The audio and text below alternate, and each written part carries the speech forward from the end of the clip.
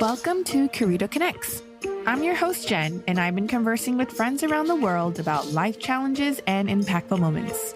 Conversations on this platform look at answering the questions, how we overcome challenges and how our experiences shape who we are and the work we do today. I hope this work can inspire you on your own personal and individual journey. Let's dive right in. Hello, my guest today is Simone Zhang, a spiritual mentor, intuitive healer, and Ascension guide. Hi, Simone. Hi. Thanks for having me. Of course. I'm so happy you're here. So Simone and I actually were colleagues at one point, but never really crossed paths because we were in different departments when we worked at the American school. But we actually left around the same time as well. Yes, I think actually, so, yeah. But thanks to another mutual colleague, Jody, we got connected earlier last year and was able to successfully organize a sound healing event this past April before Taiwan went into lockdown. And I think that was our last event, actually, because the last few months nothing has happened because we're not allowed to gather in big groups. But hopefully we can do another such event soon because I think a lot of people enjoyed it. So again, our podcast is about challenges and impactful moments that shaped who you are today and the work you do. So I'm going to ask you that question. So just so our audience can understand, Simone and I actually had an hour conversation before I pressed record here, and we kind of struggled to kind of come up with a theme. So we're going to roll with this and be very intuitive and let it flow with, and we'll see where this goes. Yes. So yeah, Simone, what challenge or impactful moments can you share with us? Okay, so the first thing that's coming up right now is actually something I've never shared, definitely publicly and very rarely privately, but this is coming up for whatever reason. I hope this will serve someone who's listening. But on my journey, so I've been on a spiritual journey, I would say intentionally, since 2007. So now it's 2021, 14 years. And in 2014, I lived in Germany for about a year. I think it was 2015. And that was, so this is definitely something that I don't know where this is going to go, but I think it was the first time I really needed to work on forgiveness. And so basically, when I was in Germany, I got into, without going into the details and exposing too much of anyone, I didn't realize it at the time, but it actually, when I reflect on it after the fact, it actually felt quite cult-like. So it was this sort of almost cult-like experience that was actually that felt kind of abusive emotionally, and there was a lot of healing that needed to happen after I came out of that. So I went back to the US and I did this Vipassana retreat, and it was my first Vipassana retreat. I have done another one in actually Taiwan in Liugui after that, and I went into that retreat with the intention to forgive this person. And I did not think I would be able to succeed in forgiving them. But to my surprise, I actually was able to forgive them on maybe day 8. And by day 10, I actually had complete love for this person, which was surprising to me. And I think this experience definitely taught me a really, really valuable lesson because I've been in the spiritual world and also the spiritual kind of, I've been a seeker. So for a while before I became a teacher. And now that I'm kind of in the spiritual wellness industry, I also meet with a lot of other spiritual teachers and also people on this path. And I think because I've been in this world for a long time, I've met a lot of different characters. So when I'm talking about this experience in Germany, I definitely, even though it was an unpleasant experience, I think I learned so much about the spiritual ego and how when you get to a certain point, you think you are more elevated than someone.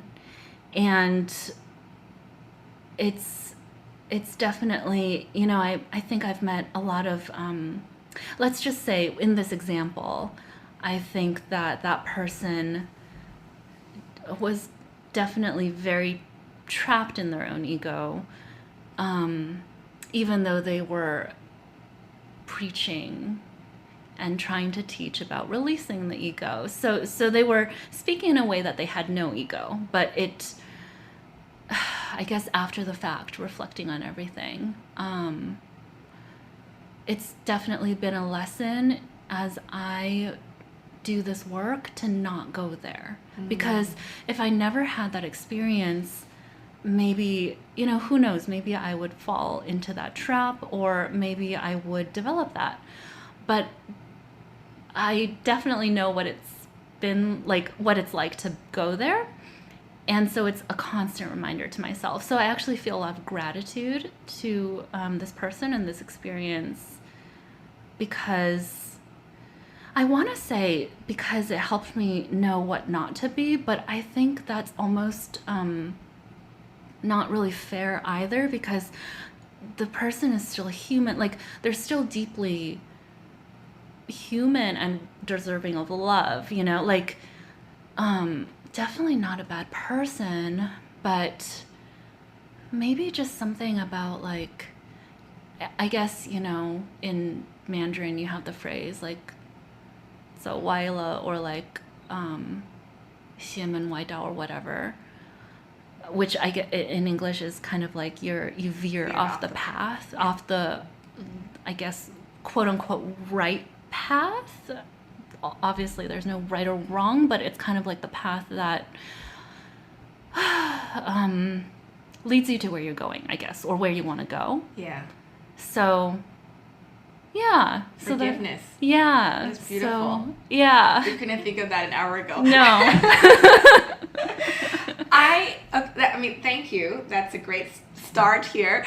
I do want to ask, can you be a little, I know you said you didn't want to go into too much detail, but I just kind of wanted to understand that example, that happened. So you said it was like a teacher, right, teaching something. So was it more kind of, would that example be more like the teacher wasn't walking the walk, like, talk the talk, walk the walk kind of scenario, where they were teaching something, but they themselves were not practicing what they were teaching the students? I just kind of felt like we need a little bit background there just to understand what was frustrating you at the time, and you felt like you needed to work on that forgiving part, like, and what clicked for you to say, oh, I need to forgive this person. And then I wanted to ask, what made you decide Vipassana, to do it, versus like, I need to go see a therapist, or there are many different ways to see that this was something you want to work on and then go work on it, but you chose Vipassana, and that was your first Vipassana experience, or you've done it before? And I was kind of curious about that kind of, backtracking a little bit with your storyline there. Yeah, it was my first Vipassana experience.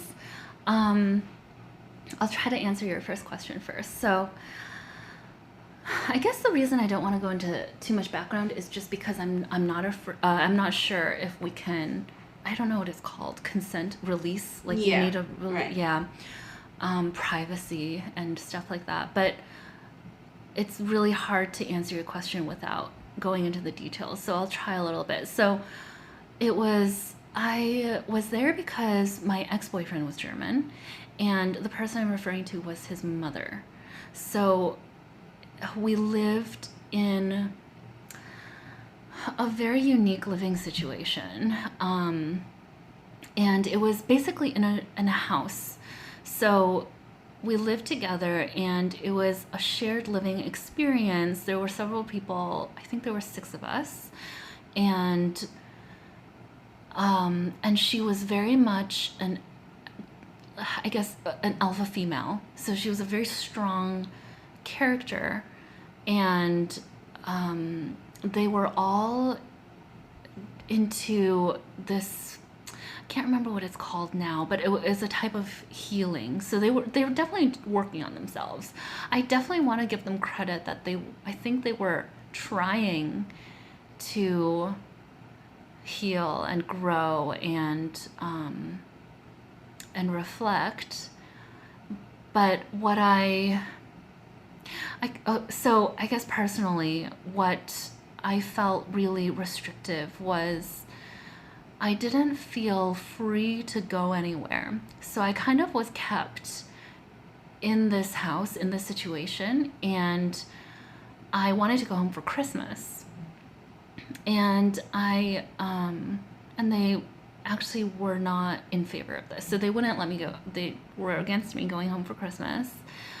And long story short, basically, I decided I was going to, and then the mother was quite physically violent. So she pushed me against a wall. She started screaming at me and threw things at me, and I knew I had made the right decision to leave. And I still want to give her the benefit of the doubt that maybe, it was just I think, in my memory, and maybe she's grown, but she was very emotional, even though she was quite reactive, even though she claimed that she wasn't. But so in that situation, where was I going with this? You were going to go home for Christmas. Yeah. And you made that decision after that incident happened. Yes. So yeah, I think that's the background that I realized, as much as they're doing, I don't really know where they went wrong, or maybe they didn't, but it just, it made me realize that brainwashing is very possible. Mm-hmm. And I do believe I was, to some extent. And there was a period of time where I actually believed that my family was not elevated enough. Like they couldn't understand me, and that only these people could understand me. And that's just such bullshit. And I just I don't, it's such a lie that people don't understand. Like everyone goes through happiness, sadness, grief. We are all human. We're all the Emotional same human beings with emotions. Yes. And I feel like by separating yourself from certain people, sometimes people talk about oh, high vibe, low vibe, oh, they're low frequency, sure, frequency exists, but that's not helping anyone. That's not helping you. It's Right. not helping us. If you really believe in elevating humanity and the planet, it's not helping you get there, because we need to bring everyone with us on board, and everyone there's no benefit in, I don't know, shaming someone for being and they're probably not judgmental too, right? Exactly. It's very judgmental. And so anyway, there was a time when I actually was almost brainwashed into believing that my own family was didn't understand me, was not supportive, which is just so 180 degree from the truth. They are incredibly supportive. I love my family so much. And this was partially in part because you were very much involved in the relationship you were at the time with your ex, right? Yeah. Because that happens a lot. I mean, not in your, again, it happens to many people. I mean, I've been there too, right? You're really into your relationship with someone, and everything they're saying is golden, and everything else everyone else is saying is you're no, you don't understand, and then they're you're just making up excuses, and you're no, it's not the case, right? Because you're just so in the moment of that during that time, right? Yeah. I mean it's similar, right? I mean it's true. You were really in I mean that's why you were in Germany with his family, right? Mm-hmm. I mean you made, I never did that. I never moved all the way somewhere for someone, because Yeah, I don't know if it was so much for him, because of him. I think it's more just I'm actually very naive, I think even more so before than now. I think now I'm a little bit more wise. But before, but before I was very innocent, like just a very, very pure soul, very naive. Not definitely. I don't mean like naive. Well, you see the good in everything. Yeah, right? Like I think I would. Yes, everything was positive for you, and this kind of really shook you. Yeah, right? I think I always chose to see the positive in every action they took. So even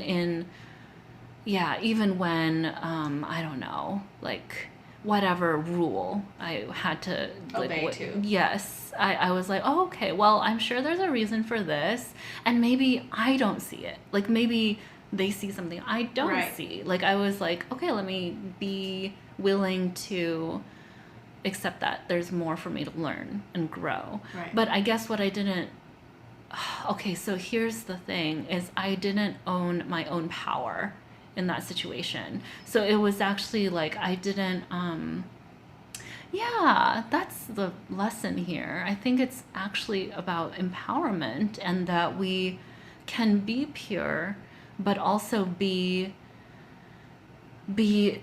in our power and see things as they are and call them out.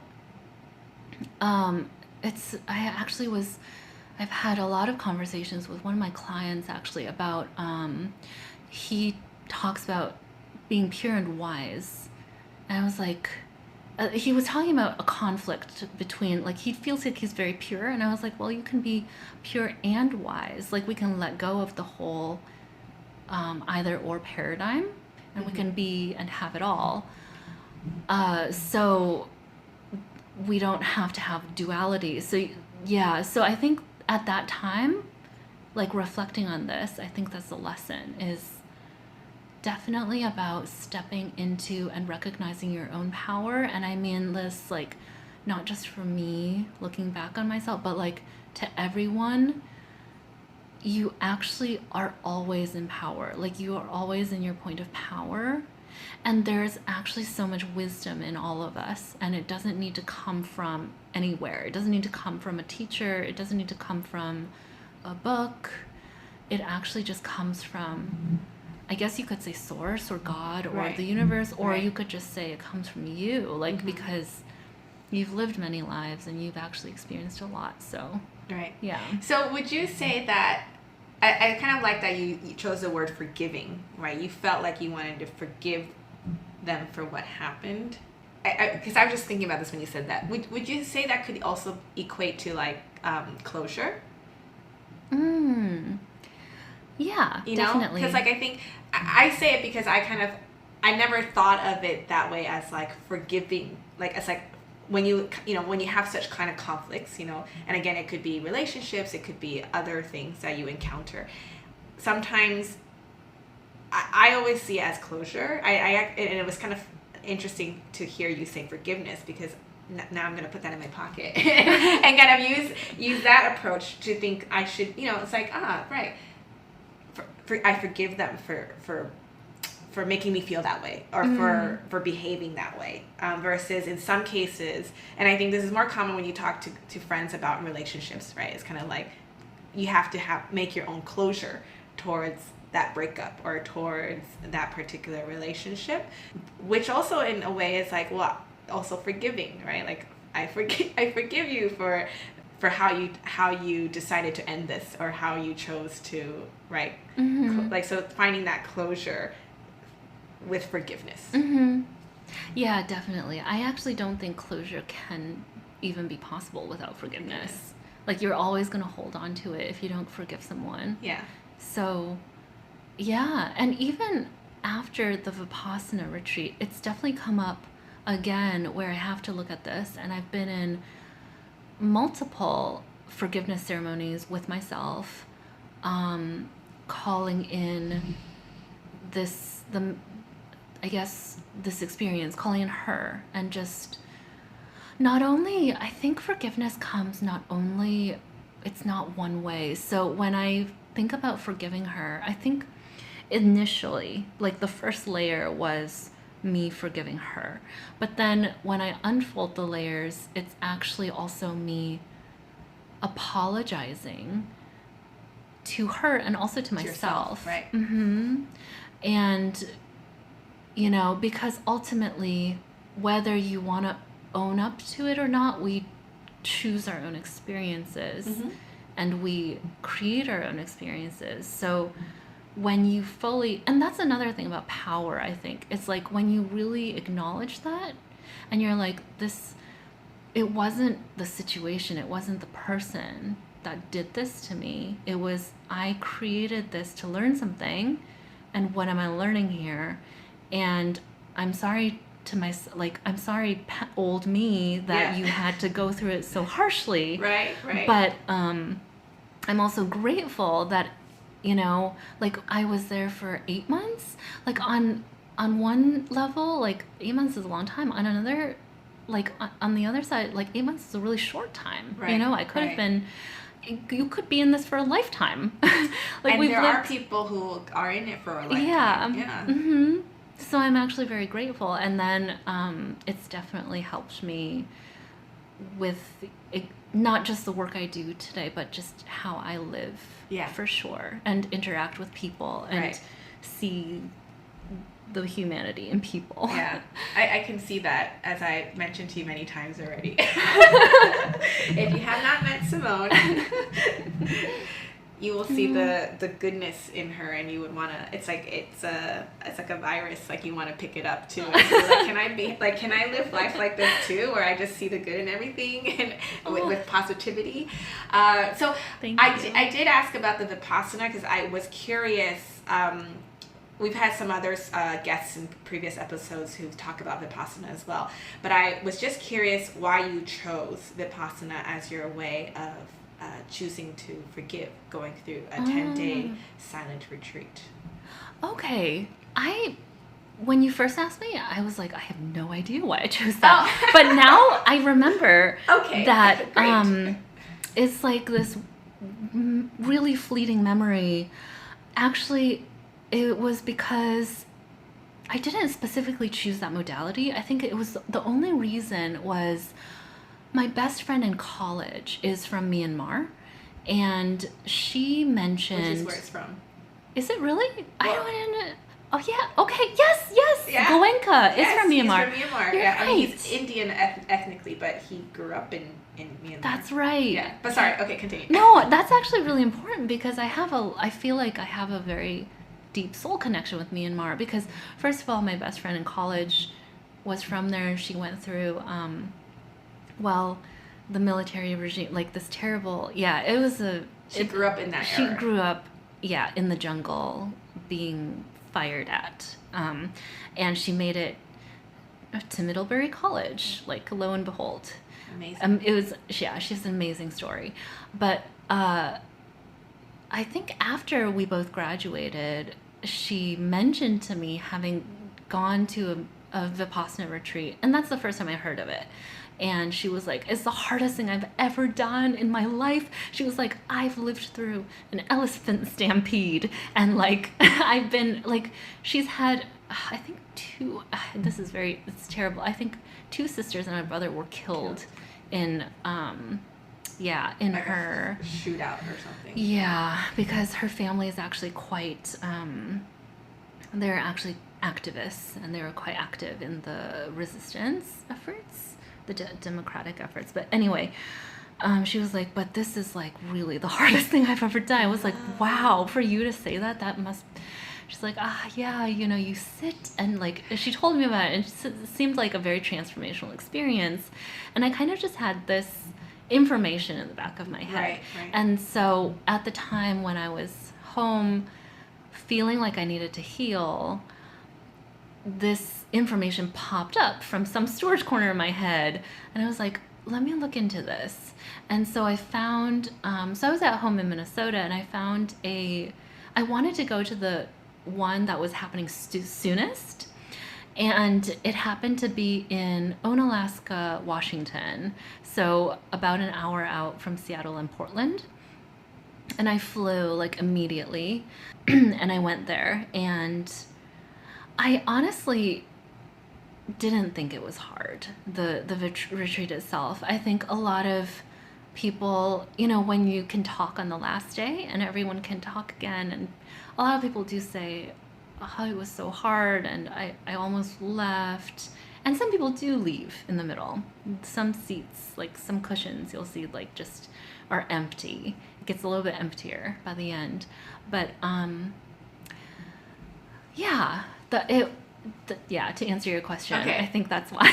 Oh, that's great. It all connects. Yeah, it all just, like, connects. You store these different experiences and these different things in the back of your psyche, and when timing's right, it resurfaces. Mm-hmm. Okay, well, we have a few minutes left, so I Okay. do want to jump into how you take. I mean, you talked about this a little bit earlier, where your experience here really, you know, how you present yourself today when you interact with others, but also the work you do, right, with your healing, your courses, you teach courses. Can we talk a little bit about how you, what's the word I'm looking for? I guess how you work with clients. And, you know, for instance, me coming to you and say, hey, let's do a sound bowl event, you know, like, and, you know, you and I are both a little bit picky in our own ways of, you know, what we're professionally good at. And so to come to a middle path with that. So yeah, I would love to hear more about that area in terms of your work, and you know, what kind of clients usually come to you, or, you know, we talked about this before too in our little convos, you know, in the past, where you really have to be ready to seek someone like yourself as, you know, as a soul healer or intuitive healer, quantum healer. And, you know, I'm throwing out these words. Some people might not understand what they mean. They might be like, oh, this is so hippie, and, you know, so They don't mean anything, like, you know, honestly. yeah, like, what are they talking about?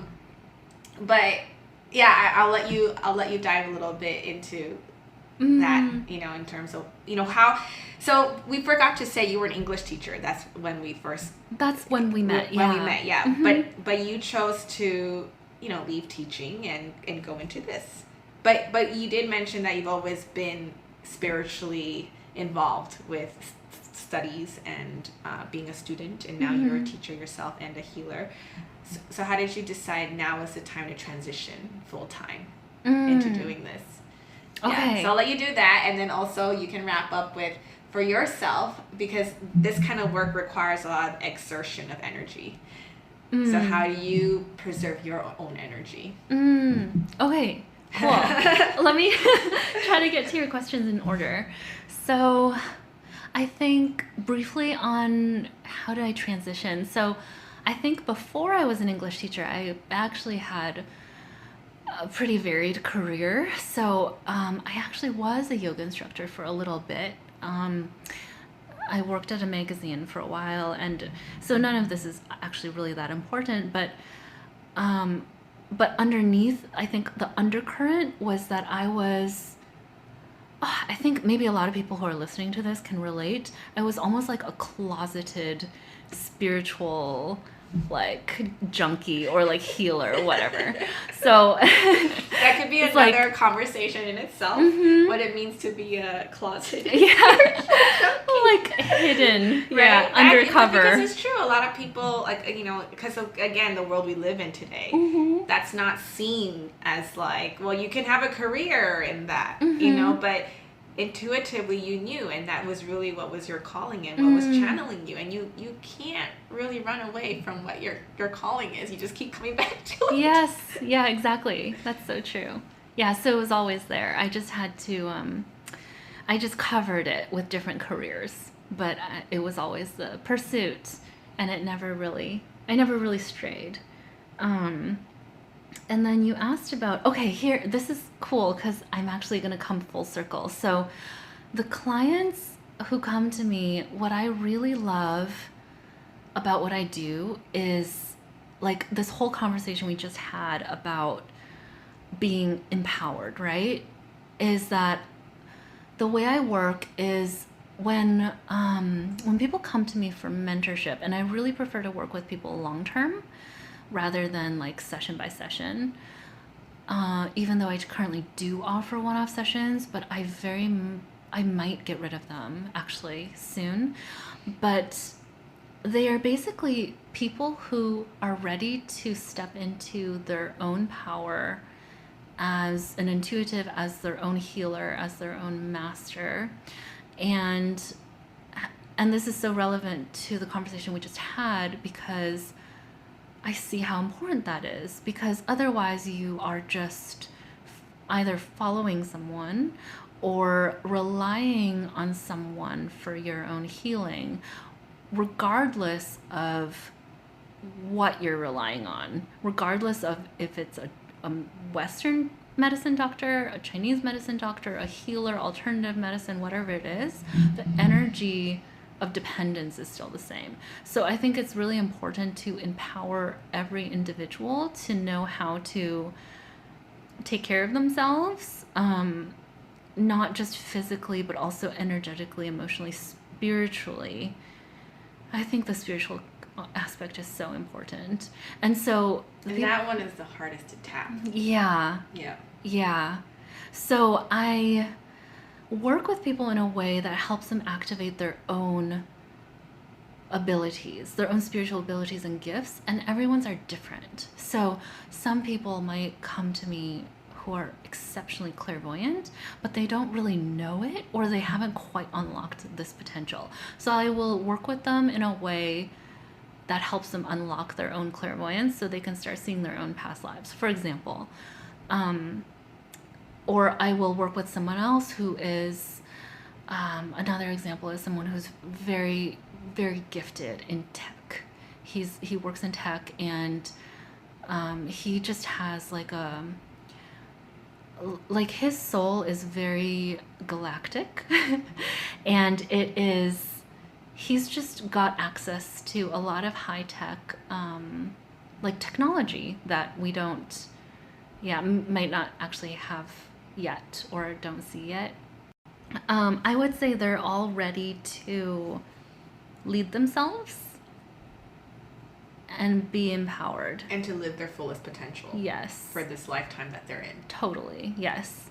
And also to unlock their fullest spiritual potential. Yeah. Which is actually really important, because if we can do that in this lifetime, that's like I don't know, the goal, I think. You've accomplished your assignment. Yeah. So to speak. Yeah. you finished the game. You really liberate yourself from like a lot of cycles. So, that's what I would say about them. And then you asked, what was your... How do you preserve your energy? Because you're exerting a lot in your work. Yeah.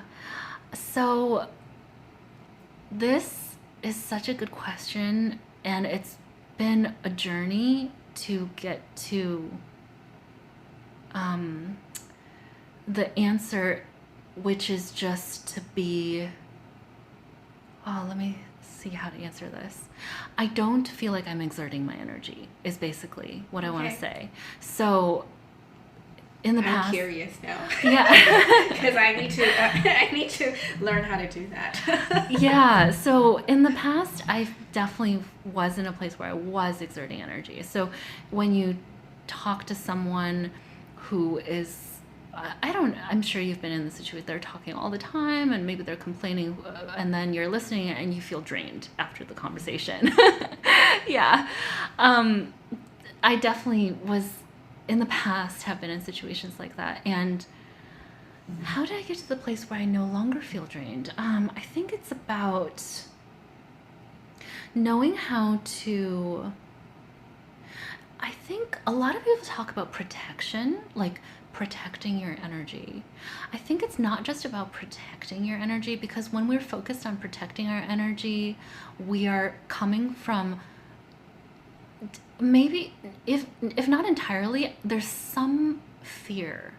So there's a fear that there's going to be an assault on your energy, which is why we need to protect it, right? Because if the fear didn't exist, then you wouldn't think of protecting yourself if you just feel safe.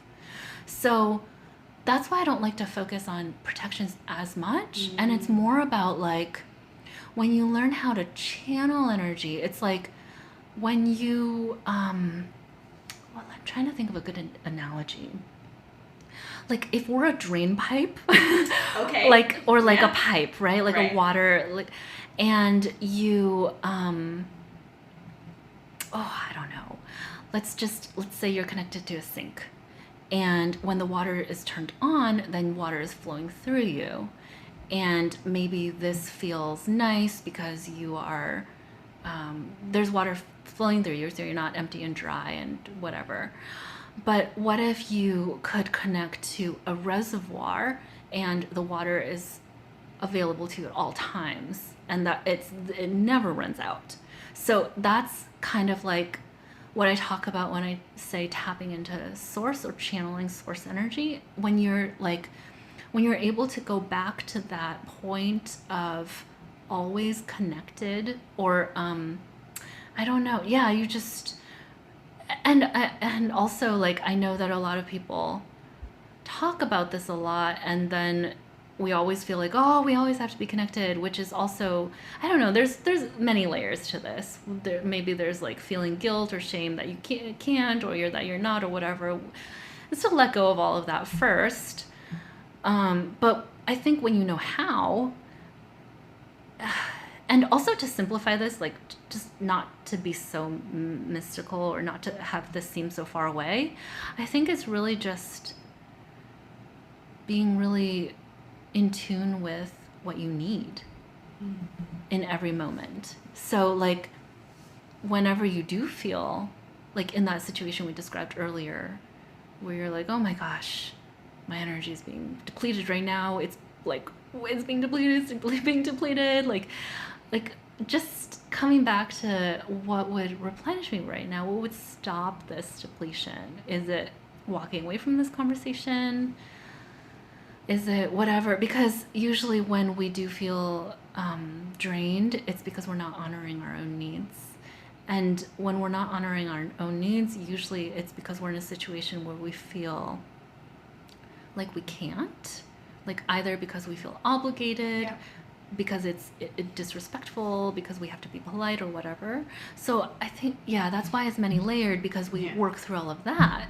And then you just no longer are in a place where that's available. Yeah, but I like the way you concluded there, honoring your, would you say honoring your own needs? Mm-hmm. Because as you were saying all that, I was thinking, okay, but doesn't that mean it's like, sleep? Like when I guess you're not talking to someone like yourself who's very spiritual, usually people will say like, well, you need sleep, you need adequate sleep, you need good diet, you need good, you need to exercise, like the basic threes, right? Sleep, eat, nutrition, and movement, which again is translating. I mean, it is also your needs. The body, the vessel we're in needs that in a way, right? So I think that's a very nice way to put it in terms of for anybody when they, whether it's work, they're at a job that's like very stressful and they feel like their energy is depleted and very exhausted.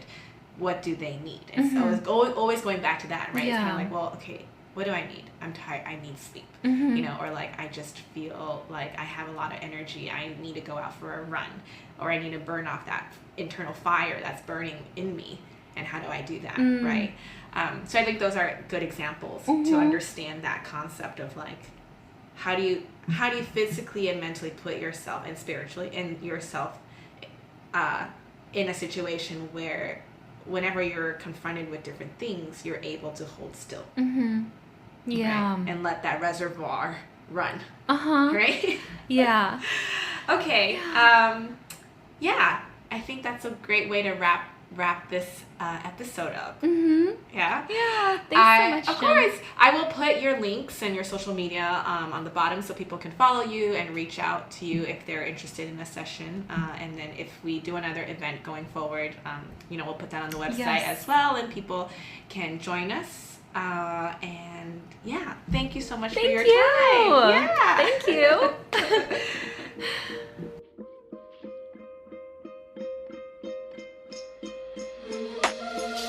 That's all we have time for today. Thank you for listening to Curito Connects. For more Connects content, collaborations, and discoveries set to inspire you on your own individual journey, please head to our website at www.curito.co. Until next time, stay inspired, and thank you for joining us at Curito Connects.